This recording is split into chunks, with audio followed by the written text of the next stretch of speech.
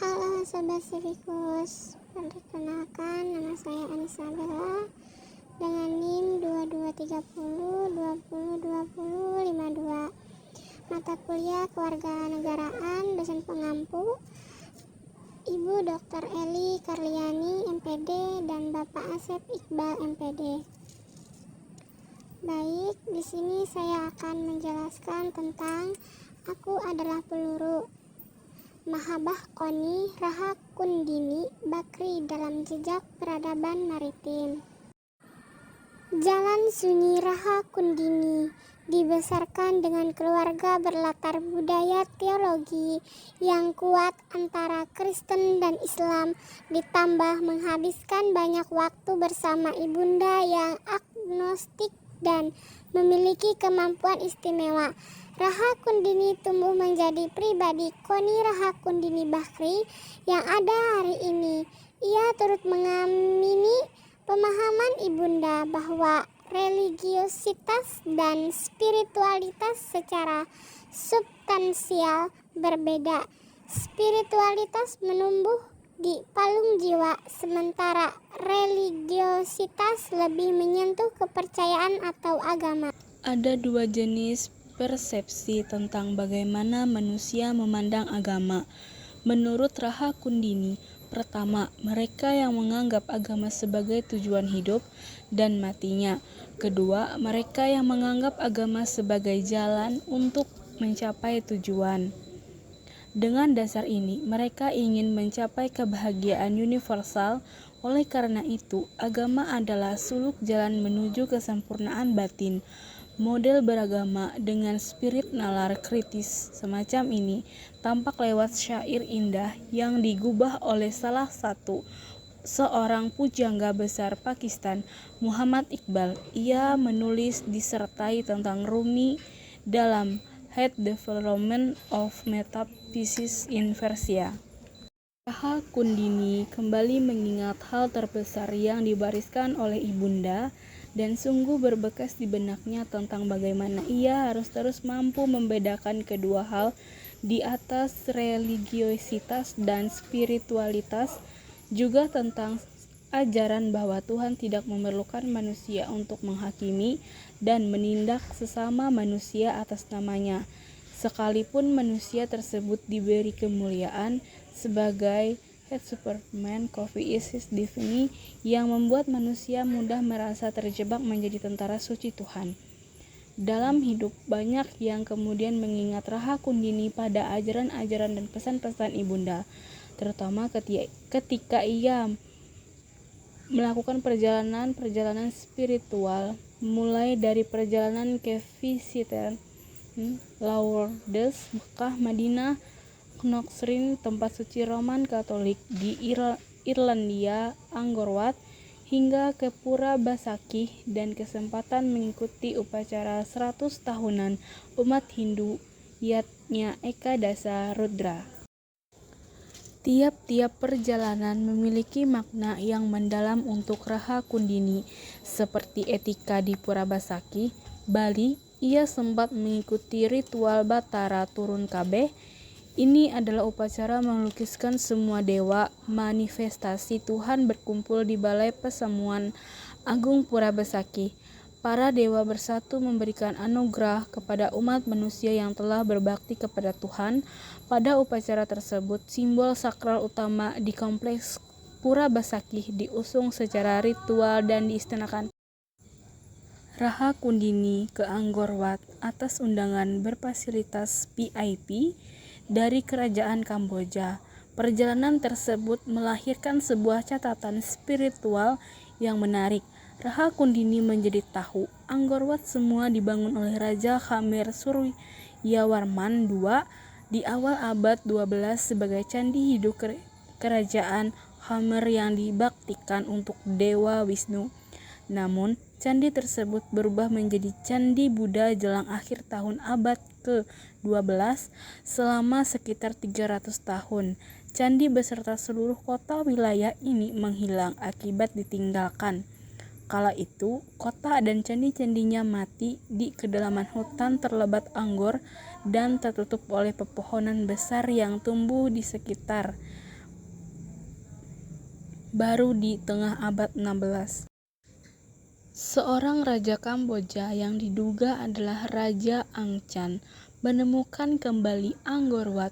Buktinya ada pada prasasti yang menggambarkan bahwa pada tahun 1564 sang raja menugaskan penyelesaian relief di galeri timur laut Angkor Wat, Thamson Pilgrims to Angkor, a Buddhist complex in Southeast Asia 2004. Angkor Wat berbentuk gunung kecil dan memiliki teras seperti Candi Hindu, Prambanan atau Kalasan di Indonesia. Pemakaian bentuk gunung ini melambangkan Gunung Meru, tempat bersemayamnya para dewa. Robert Tensel Astrom, AS, pernah meneliti dan mengamati dimensi Angkor Wat. Perempuan bintang 5 dalam pertahanan keamanan. Pada suatu titik perjalanan Mahabah, perempuan bintang 5 itu memijakkan kakinya di sana, di tanah bangsa yang terpilih. Negeri Lilliput, negeri para nabi, sebuah negeri yang membuatnya pernah larut tenggelam dalam munajat, negeri yang menyebabkan seorang mampu mencapai sekhinah kehadiran ilahi. Di salah satu sisi bintang netizen tirai laki-laki dan perempuan di tembok ratapan sisa dinding bait suci di Yerusalem, Israel, yang dibangun oleh Raja Sulaiman, putra Daud, tempat yang pernah hancur ketika diserbu oleh tentara Romawi pada 70 Masehi, tempat yang dianggap suci baik oleh umat Muslim atau Yahudi. Menurut perempuan bintang 5, kemampuan merumuskan kepentingan nasional atas kedaulatan negara berdasarkan ancaman yang dipersepsikan, baik aspek geografis, jumlah penduduk, ketersediaan sumber daya ekonomi, kemampuan menggunakan kekuatan militer, dan memaksimalkan aspek diplomasi dalam keterlibatan negara adidaya adalah unsur-unsur penting keberhasilan Israel dalam membangun kekuatan pertahanan negara.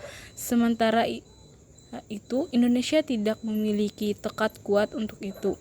Negeri ini malah cenderung membunuh kemampuan dan kedikdayaan tentaranya sendiri, dan itu yang ingin dibenahi oleh perempuan bintang 5 yang kemudian mengingatkan Rahakundini pada ajaran-ajaran dan pesan-pesan ibunda, terutama ketika ia melakukan perjalanan-perjalanan spiritual, mulai dari perjalanan ke Vietnam, Vitesan, Lourdes, Mekah, Madinah, Nusrin, tempat suci Roman Katolik di Irlandia, Angkor Wat, hingga ke Pura Basaki, dan berkesempatan mengikuti upacara 100 tahunan umat Hindu Yatya Eka Dasa Rudra.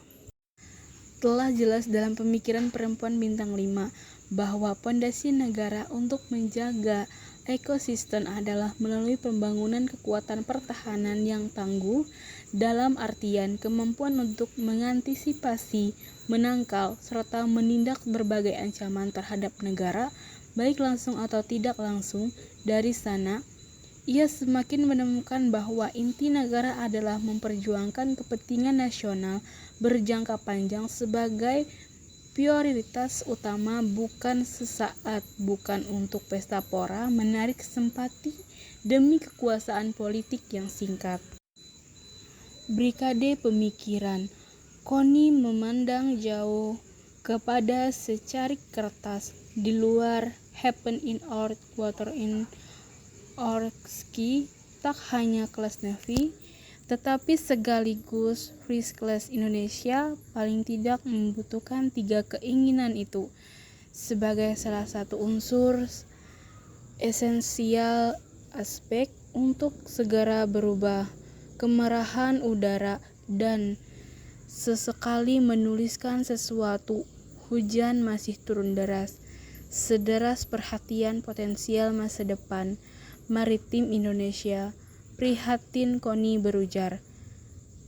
Unsur untuk mewujudkan perempuan itu terhadap country dengan penuh everything will memiliki word pertama enggar pembangunan semangat bangsa, kesadaran diri anak bangsa agar mampu Tiongkok, jika tidak Amerika yang dapat membangkitkan mengejar keunggulan kedua terkait alutsistas alat utama sistem senjata yang dibutuhkan aktor pertahanan dan keamanan kita, kemampuan industri pertahanan dan keamanan dalam negeri, kemampuan BUMS maupun BUMN Indonesia sesungguhnya tidak buruk. Sudah saatnya kita memiliki kepercayaan pada kemampuan teknologi serta industri anak bangsa. Ketiga, willingness terkait mental aspek. Hal ini terkait mewujudkan Indonesia sebagai negara poros maritim dan dirgantara dunia dengan world class navy and first class air force, mampu mulai dari aspek personelnya atau aspek lain seperti pendidikan dan pelatihan, infrastruktur pertahanan darat, laut, dan udara yang tepat guna dan tepat gelar. Doktrin baru mengikuti visi. Seperti biasanya, Koni selalu memilih perang secara terbuka ketika menyadari ancaman, gangguan, tantangan, dan hambatan baik secara sebagai sebuah potensi maupun yang terang-terangan bertenggar di pelupuk mata. Untuk Alasari itu, kesiapan menghadapi perang merupakan suatu hal yang paling utama diperhitungkan. Kesiapan yang paling mendasar ialah mental. Jadi, memang tak ada yang keliru dengan ungkapan Winston Churchill bahwa sejarah ditulis oleh para pemenang. Sejarah sebagai wujud eksistensial dari persoalan mentalitas seperti itu. Pulalah posisi Tiongkok dan Amerika Serikat hari ini. Koni bersikeras bahwa yang pertama dan terpenting, semua elemen dapat bersinergi dengan utuh ialah mental. Aspek-aspek ini belum kita miliki, kita terus memelihara rasa dan pikir kita untuk tersesat antara head cost of performing head foundation versus head cost of not performing it. Kita butuh bersinergi untuk menulis sejarah kedikdayaan bangsa kita kembali. Tambah Koni, visi proses maritim dunia memerlukan perubahan aspek mental dan budaya berwajah baru. Tujuannya agar bangsa ini mampu menghadapi konstelasi politik kawasan dan dunia yang melahirkan tatanan dunia baru yang telah ditandai oleh dinamika fluktuatif dan sulit diprediksi baik melalui ancaman terorisme, radikalisme, separatisme, ekstremisme, perang siber, serta kerawanan di laut, ruang udara, dan dunia maya. Hal ini menuntut TNI untuk bertransformasi secara revolusioner. Seperti dongeng Aesop dalam Headline and Hermes Quito, dalam dongeng tersebut sang singa yang perkasa dapat dikalahkan oleh nyamuk kecil karena sang nyamuk dapat memikat yang ke jaring laba-laba. Dongeng tersebut menunjukkan bahwa postur pertahanan yang kuat sebenarnya akan terus-menerus butuh beradaptasi terhadap ancaman baru. Disinilah pentingnya arti inovasi strategis dan perkembangan teknologi yang harus didukung dengan perencanaan roadmap serta timeline jelas dan terukur. Pembangunan kekuatan TNI menjadi tujuan dari ikhtiar itu sendiri. TNI yang memiliki kemampuan postur dan gelar sebagai outward blocking militer, tidak lagi inward dan looking military.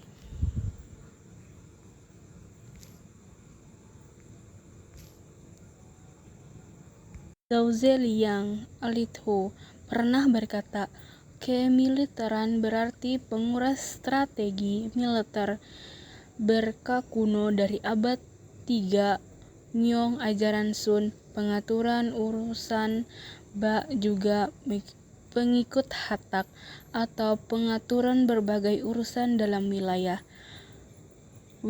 yang juga jauh dari pusat sedemikian rupa demi menjauhi rakyat dari gangguan-gangguan besar. Pengaturan ini dilakukan dengan kewibawaan dan keberanian besar militer, dengan menghukum mati mereka yang kejam bermain bersama ketika sedang membangkang demi mempertahankan negara dan menjaga keamanan tanah air. Inilah sebabnya mengapa peradaban menuntut adanya kesiagaan militer. Karena alasan inilah binatang buas memiliki cakar dan taring. Ketika tersedang senang, mereka marah. Mereka saling menyerang. Bangsa manusia tidak memiliki taring, maka mereka menciptakan tarneng dan pertahanan dari diri persenjataan untuk membantu cakar maupun senjata sebagai alat bantu. Maka negara-negara memiliki mereka. Para penguasa memiliki materi untuk membantu mereka bila yang membantu kuat, negara aman. Sekian yang dapat saya sampaikan. Apabila ada salah kata dan pengetikan, saya mohon maaf. Terima kasih.